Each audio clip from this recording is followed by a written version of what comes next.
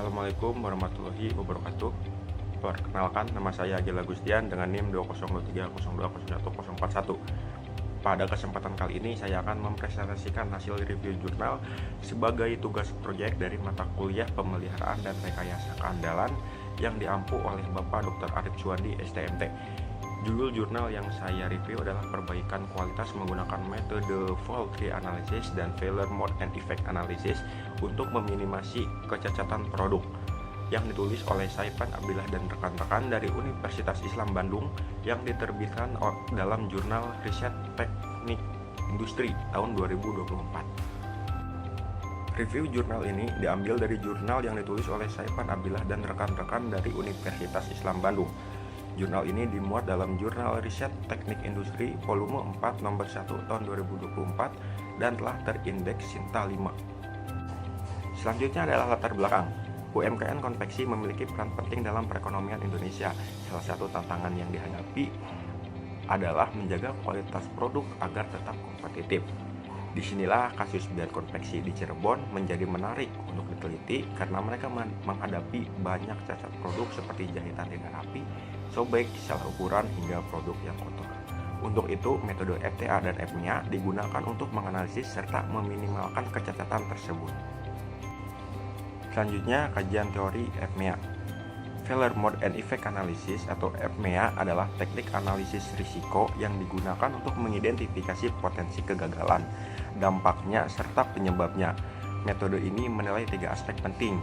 Yang pertama, severity atau tingkat keparahan, kedua, occurrence atau kemungkinan terjadi, dan detection atau seberapa mudah dideteksi. Ketiganya akan dikalikan untuk menghasilkan Risk Priority Number atau RPN. Kajian teori FTA. Sementara itu, fault tree analysis atau FTA merupakan metode deduktif yang digunakan untuk menelusuri akar penyebab dari suatu kegagalan. Pendekatan ini digambarkan dalam bentuk pohon kesalahan yang menggunakan logika AND dan OR untuk mengidentifikasi akar masalah dari kejadian utama. Kajian teori diagram Pareto. Dalam analisis data, diagram Pareto sangat berguna untuk mengidentifikasi masalah yang paling dominan. Prinsipnya adalah 80/20, yaitu bahwa 80% masalah biasanya disebabkan oleh 20% penyebab utama. Dalam konteks penelitian ini, Pareto digunakan untuk mengidentifikasi jenis cacat dominan di bian konveksi. Lalu selanjutnya tujuan dan subjek.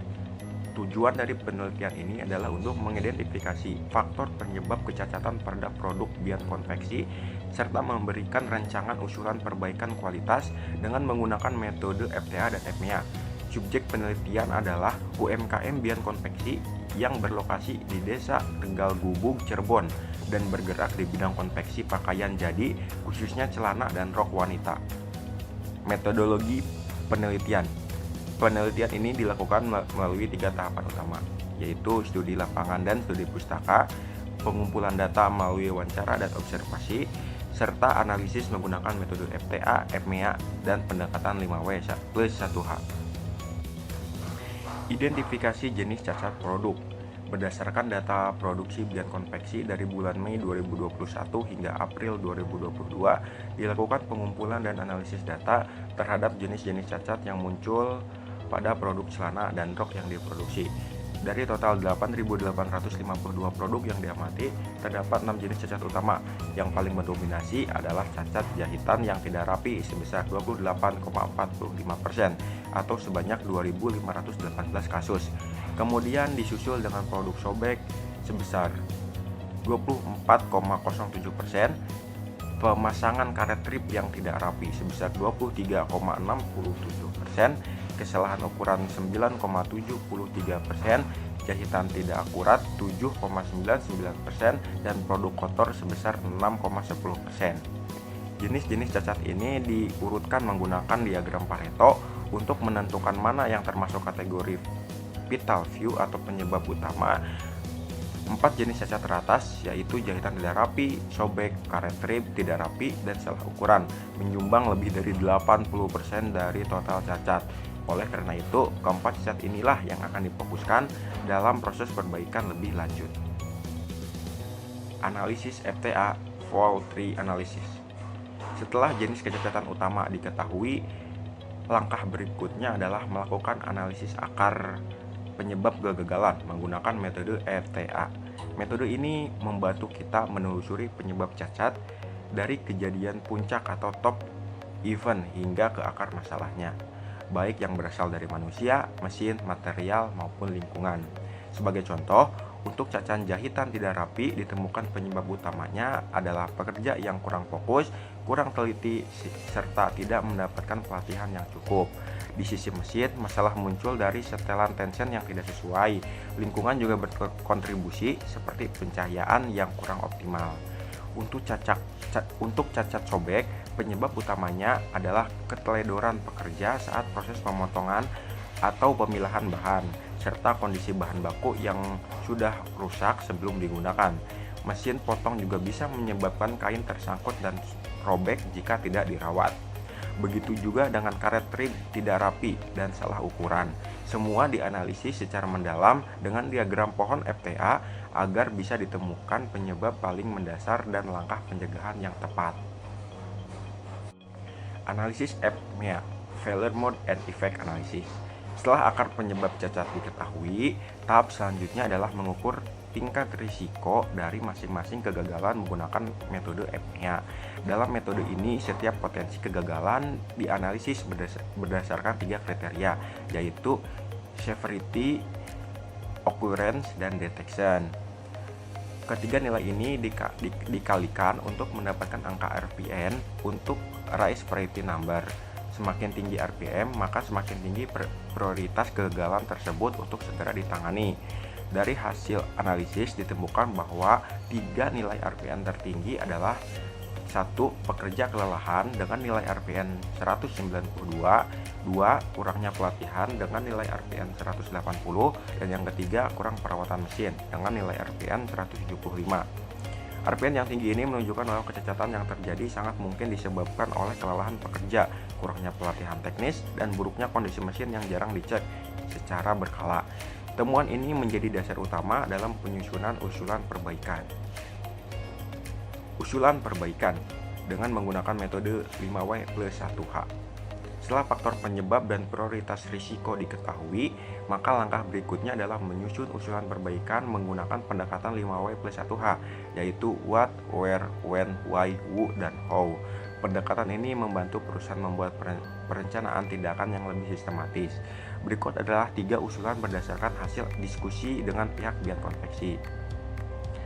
1. Cacat sobek. What, menyebabkan produk rusak dan tak bisa dijual. Where, terjadi di stasiun kerja pemotongan dan pengobrasan karet trim. When, selama jam operasional. Why, karena pekerja kurang fokus. Who, pemilik perusahaan, dan how, diberikan kebijakan istirahat tambahan bagi pekerja agar tidak cepat lelah dan tetap fokus saat produksi. 2. Cacat jahitan tidak rapi. What, menyebabkan tampilan produk tidak menarik. Where, terjadi pada bagian penjahitan kantong, pinggang, dan sisi celana. When, sebelum dan saat proses jahit. Why, karena pekerja belum terlatih. Who, pemilik dan pekerja. How, pemberian pelatihan teknis, alat bantu jahit, dan pendampingan khusus bagi pekerja baru. Dan yang ketiga, cacat salah ukuran. What, produk tidak sesuai standar ukuran. Where, di stasiun pemotongan. When, sebelum dan sesudah proses potong. Why, mesin tidak dirawat secara rutin. Who, pekerja. How, pekerja wajib melakukan pengecekan mesin secara berkala sebelum dan sesudah digunakan. Dari usulan ini diharapkan kualitas produksi di bagian konveksi meningkat dan jumlah kecacatan produk dapat ditekan secara signifikan. Selanjutnya adalah kelebihan dan kekurangan. Penelitian ini memiliki kelebihan seperti kombinasi metode FTA dan EPMEA yang terkomprehensif, penggunaan data aktual, serta solusi yang praktis dan aplikasi bagi UMKM. Namun, penelitian ini belum melakukan pengujian ulang terhadap efektivitas perbaikan, serta kurang mendalam dalam menjelaskan sistem kontrol kualitas sebelumnya. Kesimpulan dan saran. Kesimpulan dari penelitian ini adalah bahwa faktor penyebab kecacatan terdiri dari manusia, mesin, bahan, dan lingkungan. Solusi prioritasnya adalah tambahan waktu istirahat, pelatihan pekerja, dan perawatan mesin. Saran yang diberikan meliputi penerapan SOP, pemantauan berkelanjutan, dan evaluasi berkala atas hasil perbaikan. Demikian presentasi yang dapat saya sampaikan. Kurang lebihnya mohon maaf. Terima kasih atas perhatiannya. Wassalamualaikum warahmatullahi wabarakatuh.